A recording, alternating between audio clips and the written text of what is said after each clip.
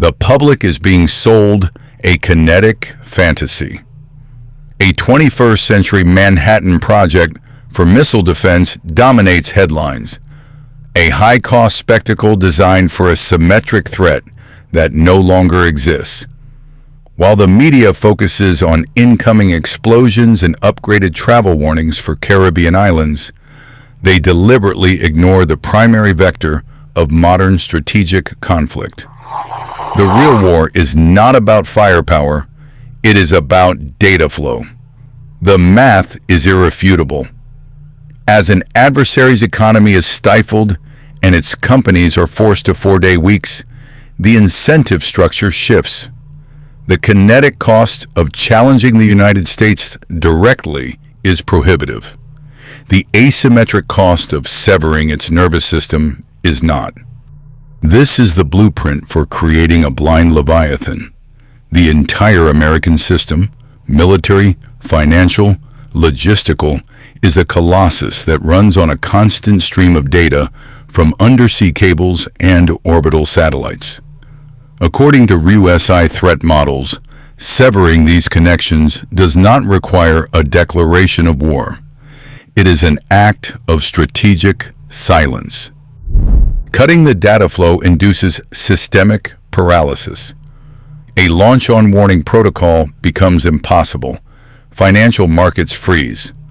The dollar's reserve status, already threatened by rising debt, becomes an immediate liability. When solvency is the target, economic collapse is the weapon. This is not warfare. It is a mathematical liquidation event triggered by silence. The war in Ukraine is not an ideological venture. It is a mathematical function of a solvency crisis.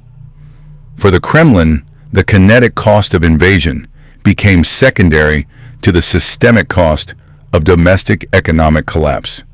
A state whose balance sheet is a liability does not calculate risk like a solvent peer. Its primary strategic imperative is no longer expansion, but survival. The data is irrefutable. Analysis from Fortune confirms the war is actively stifling the Russian economy, forcing major companies onto 4-day work weeks. This is the signature of a state liquidating its future to finance the present. Furthermore, analysts at CSIS assess the war as a profound domestic liability, risking systemic political instability. When a regime cannot pay its bills or its people, it is forced to export the crisis. This economic weakness is the accelerant for the pivot to asymmetry. Unable to compete symmetrically, dollar for dollar, division for division, a weakened state is forced to escalate into domains where it holds leverage. The battlefield shifts from conventional parity to asymmetric threats. This is not a signal of strength. It is the strategic footprint of desperation. Moscow's documented cheering of any NATO crisis is the tell. They cannot outproduce the Western economic bloc, so they must fracture it. When a nation's solvency becomes a weapon used against it, it must bypass the symmetric domain of economics and escalate to a domain of leverage. This culminates in nuclear coercion, the final, terrifying substitute for a positive balance sheet. The core equation of modern warfare has been broken. The kinetic cost of a main battle tank, as documented by RUSI, is approximately $5 million. The cost of the asset that now neutralizes it is $500. This is not a balanced fight. It is an economic execution. A 10,000 to 1 leverage ratio that renders industrial-age armies a systemic liability.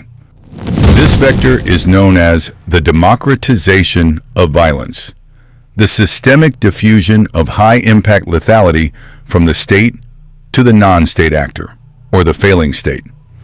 When a nation's solvency itself becomes the primary risk, As reports indicate, with Russia's war-stifled economy or rising fears over U.S. debt, symmetric competition becomes untenable. You cannot afford to trade dollar for dollar, tank for tank. Instead, the adversary is forced to seek leverage through kinetic cost arbitrage. It is a mathematical certainty. A nation-state facing a solvency crisis will not de-escalate.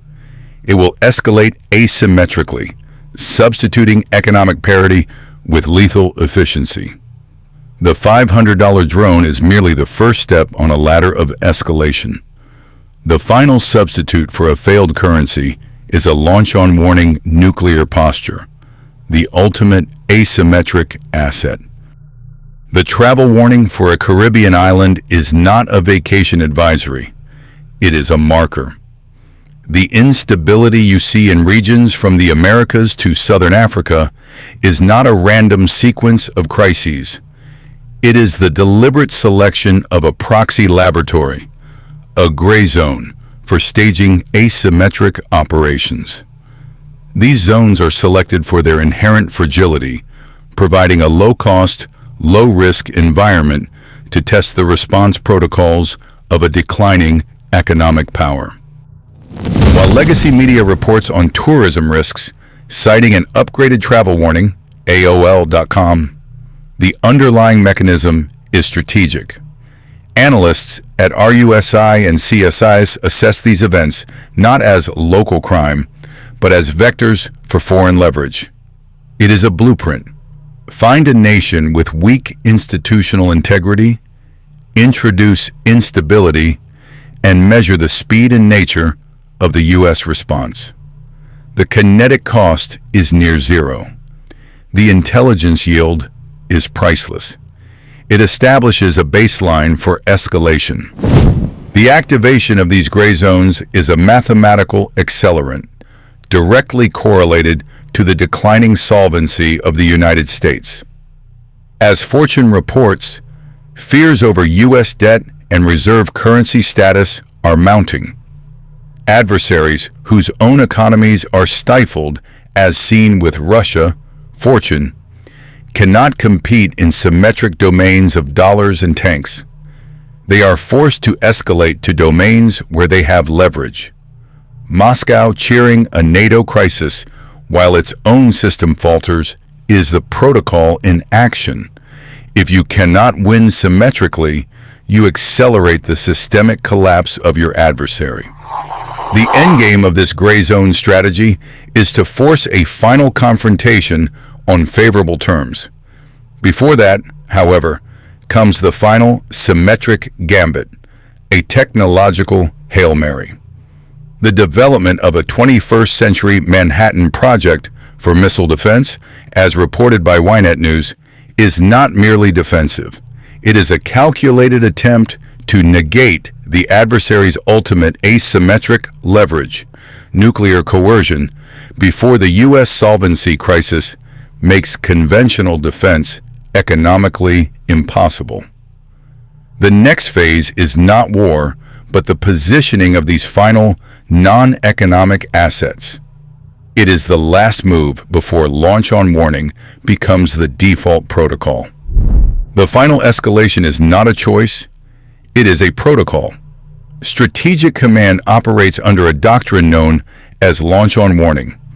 CSIS analysis confirms this is the default posture for a state that cannot absorb a first strike.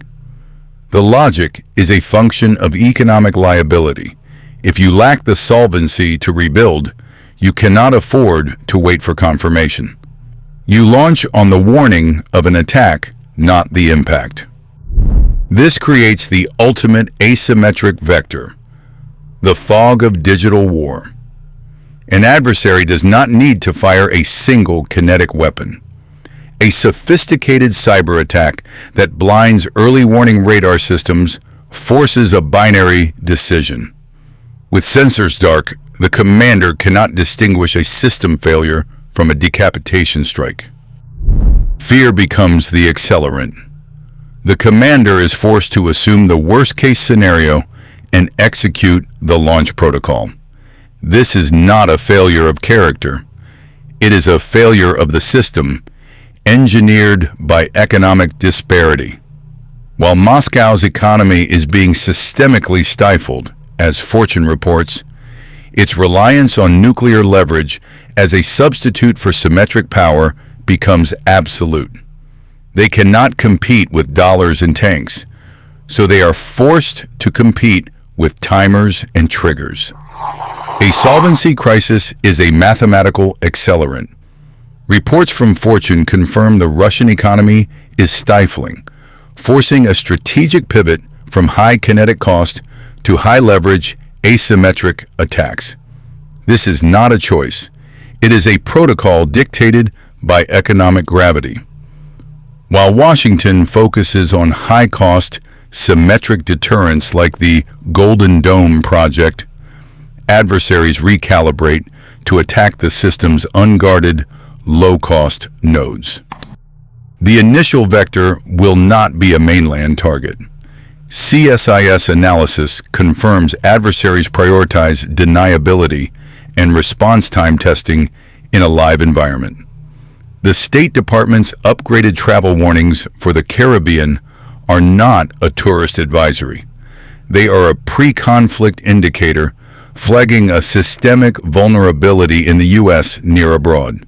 The objective is a calibration shot, a limited, non-lethal strike on critical infrastructure to measure U.S. detection and attribution capabilities. The calibration forecast. Within the next 12 months, expect a cascading, attribution impossible blackout at a major Caribbean transshipment port and its co-located data hub. The event will manifest as a simultaneous failure of grid power, port logistics software, and backup generators. The official narrative will cite aging infrastructure. The operational reality will be a successful test of a state-level actor's ability to sever a U.S. supply chain artery with minimal kinetic cost, a direct substitute for the economic parity they have lost.